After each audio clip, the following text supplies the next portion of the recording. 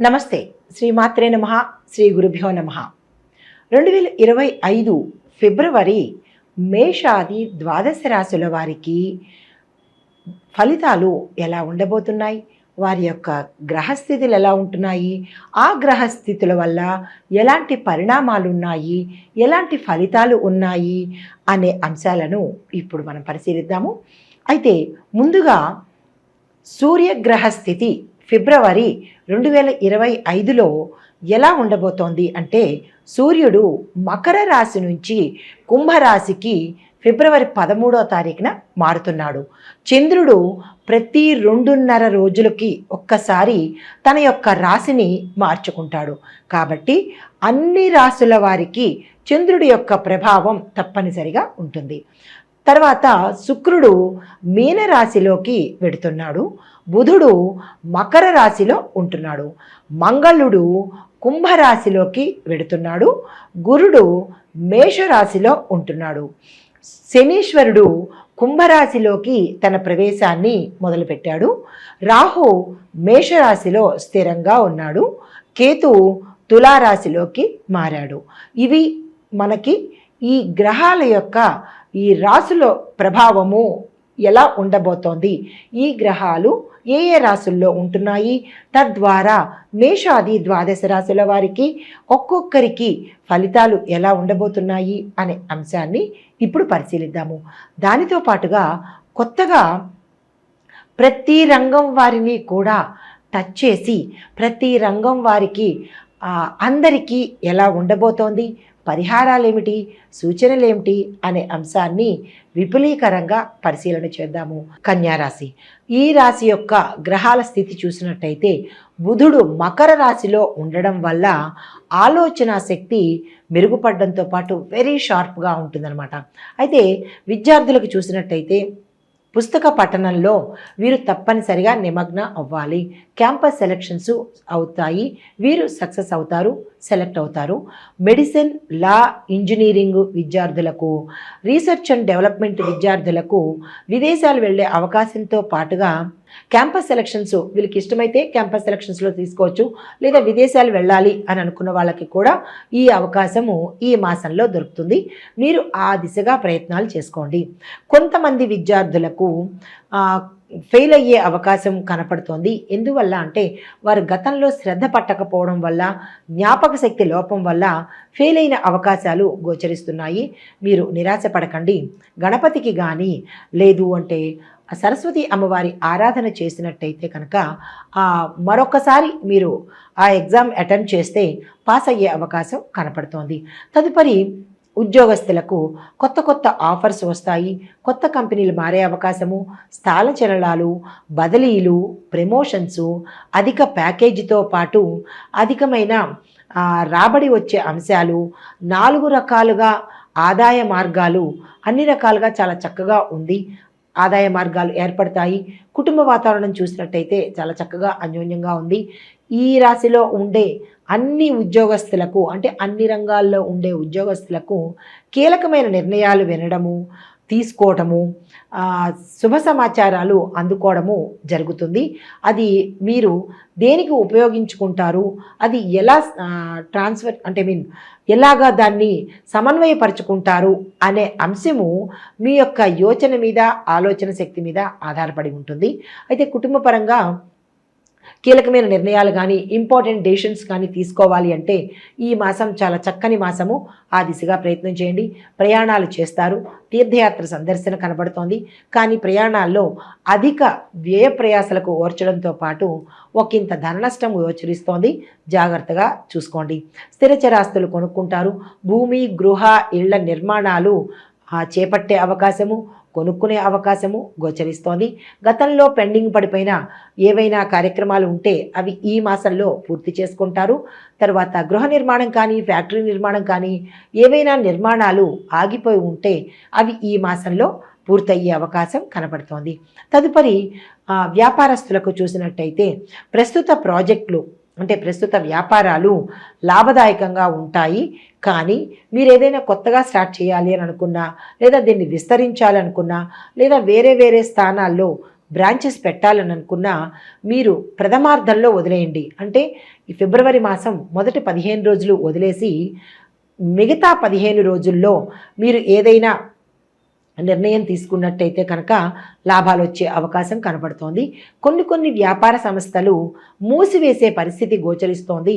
అది ఎందువల్ల ఏమిటి అనేది మీరు యోచన చేసుకోండి.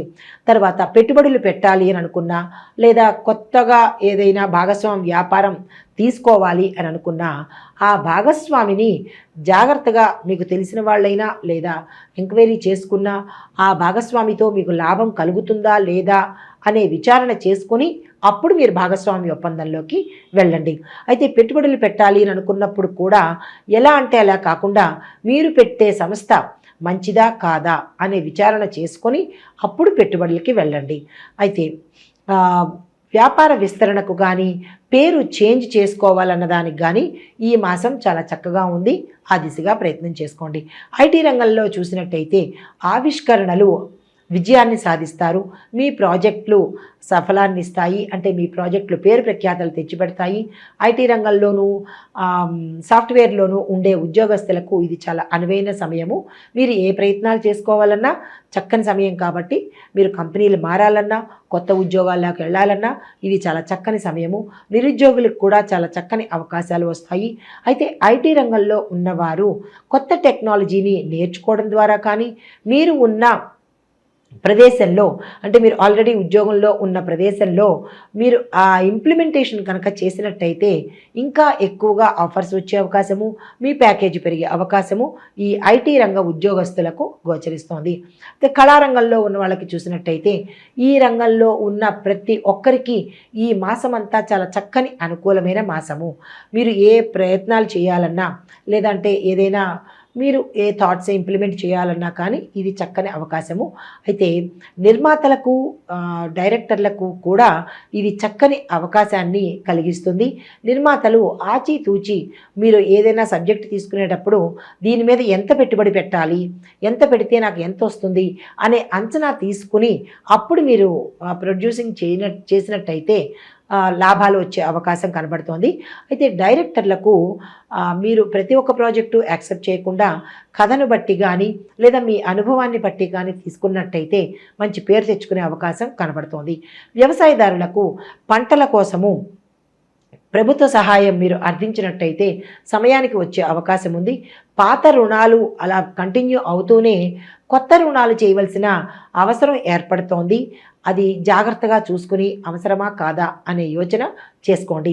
కొన్ని పంటలు నష్టం వచ్చే అవకాశము చీడపీడల వల్ల కావచ్చు, లేదా పశుపక్షాదుల వల్ల కావచ్చు, కీటకాల వల్ల కావచ్చు. కాబట్టి వాటిని ఎలా నివారించాలి అనే అంశాన్ని ప్రతి ఒక్క రైతు జాగ్రత్తగా పరిశీలన చేసుకోండి. అయితే కొత్త నూతన వ్యవసాయ విధానాన్ని ఇప్పటి నుంచైనా మీరు అవలంబిస్తే మంచి దిగుబడి వస్తుంది. కొన్ని పంటలకు మంచి దిగుబడితో పాటు అధిక రేటు వచ్చే అవకాశం కూడా గోచరిస్తోంది. కౌలుదారులకు, నర్సరీ పౌల్ట్రీ రంగం వారికి, ఆక్వాకల్చర్ వారికి, వాణిజ్య పళ్ళ తోటలు వేసిన వారికి విశేషమైన లాభాలు వచ్చే అవకాశం గోచరిస్తోంది. అయితే చేతి వృత్తుల వాళ్ళకి కనుక చూసినట్టయితే కొన్ని చేతి వృత్తుల వాళ్ళకి నష్టం వాటిల్లే అవకాశము, కొన్ని చేతి వృత్తుల వాళ్ళకి విశేషమైన ధనలాభము వచ్చే అవకాశము, లాభాలు వచ్చే అవకాశము గోచరిస్తోంది. అయితే మీరు చేయవలసిన పని ఏంటంటే అది ఎక్కడ ఎందుకు ఇలా నష్టం వస్తోంది, ఏమైనా కొత్త మార్పులు చేయాలా లేదా కొత్తగా ఏదైనా ప్రారంభించాలా అనే అంశాన్ని ఈ చేతి వృత్తుల వాళ్ళు కనుక చూసుకున్నట్టయితే ఆ నష్టాన్ని దాటే అవకాశం కనబడుతోంది. అయితే స్త్రీలకు కనుక చూసినట్టయితే ఈ రాశిలో ఉండే స్త్రీలకు ఆరోగ్య భంగం కనబడుతోంది, మానసిక అశాంతి కనబడుతోంది. మిగతా రంగాల్లో ఉన్న వాళ్ళకి ఒకంత అపకీర్తి అపనిందల పాలయ్యే అవకాశం స్త్రీలకు గోచరిస్తోంది. సంతానపరంగా కూడా మీకు మనోవ్యధ వచ్చే అవకాశము. సంతాన ప్రయత్నాలు చేసుకునేటప్పుడు జాతక పరిశీలన చేయించుకుని అప్పుడు మీరు సంతానం కోసం ప్రయత్నం చేయండి. వివాహ ప్రయత్నం చేసేవారు ప్రథమార్థంలో వదిలేయండి, ఏ ప్రయత్నాలు చేయకండి. ద్వితీయార్థంలో కనుక మీ పేరు బలాన్ని చూపించుకుని అప్పుడు కనుక వివాహ ప్రయత్నం చేస్తే మంచి ఫలితాలు వచ్చే అవకాశం గోచరిస్తోంది. అయితే ఎన్ఆర్ఐలకు చూసినట్టయితే ఆర్థిక పరిస్థితిలో విపరీతమైన మెరుగుదల కనపడుతోంది. పాత అప్పులు తీర్చుకుంటారు. కొత్తగా మీరు ఏది కొనుక్కోవాలన్నా కొనుక్కునే అవకాశము ఈ మాసంలో కనపడుతోంది. అయితే రాజకీయ పరంగా చూసినట్టయితే రాజకీయ పరంగా ఉన్న వాళ్ళందరికీ కూడా ఈ మాసము చక్కని ఫలితాలు ఇస్తోంది. కొత్త మిత్రులు యొక్క సహాయము మీకు అందుబాటులోకి వస్తుంది. కానీ గోప్యత పాటించండి. ప్రజల యొక్క మన్నన మరింత మీరు పొందాలి. దీనివల్ల అధిష్టానంలో కూడా మీ పేరు ప్రఖ్యాతలు పెరిగే అవకాశం గోచరిస్తోంది. ఇచ్చిన మాటను తప్పనిసరిగా నిలబెట్టుకోండి. ఈ రాశిలో ఉండేవారికి చెప్పదగిన పరిహారాలు సూచనలు: ప్రతి బుధవారము వినాయకుడికి సంబంధించినటువంటి ఆలయ దర్శన, ఇంట్లో పూజ, ఆ స్వామివారికి గరికమాల తప్పనిసరిగా సమర్పించుకోండి. ఏవైనా ధనపరంగా బ్లాకేజెస్ ఉన్నా, కెరీర్ పరంగా బ్లాకేజెస్ ఉన్నా, వ్యాపార పరంగా నష్టాలు ఉన్నా, రాజకీయ పరంగా ఇబ్బందులు ఉన్నా కానీ అవి తీరిపోయే పరిస్థితి గోచరిస్తోంది. ఆర్థిక సహాయ సంబంధాల కోసము మీరు ఏదైనా ఒక చారిటీకి కానీ లేదా వృద్ధాశ్రమానికి కానీ మీ యథాశక్తి సేవ చేయడం కానీ లేదా ధనాన్ని ఇవ్వడం కానీ చేసినట్టయితే కనుక మెరుగైన ఫలితాలు పొందవచ్చు. అయితే మీరు ఏ కీలకమైన పనికి వెళ్ళాలన్నా పసుపచ్చని వస్త్రాలు ధరించుకొని వెళ్ళినట్టయితే కనుక చక్కని అనుకూలమైన ఫలితాన్ని పొందే అవకాశం కనబడుతోంది. ఇది ఈ రాశి వారికి చెప్పదగిన ఫలితము, పరిహారాలు, సూచనలు. నమస్తే.